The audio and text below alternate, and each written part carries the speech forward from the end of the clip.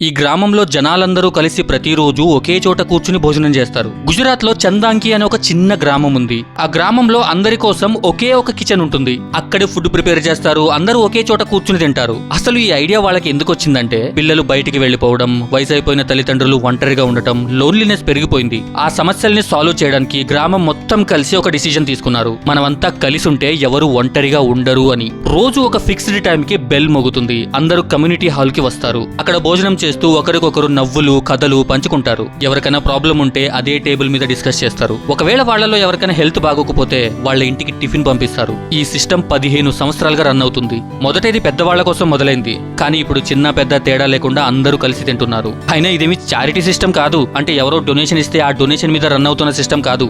ఇది community funded system. అంటే ప్రతి కుటుంబం కొంత అమౌంట్ కాంట్రిబ్యూట్ చేస్తుంది. ఆ డబ్బుతోనే అన్ని కొనుగోలు చేసి ఒకే కిచెన్ లో వంట చేస్తారు. ఒక సమస్యని సాల్వ్ చేయడానికి మొదలైన ఐడియా ఇప్పుడు ఒక విలేజ్ ని ఫ్యామిలీగా మార్చేసింది.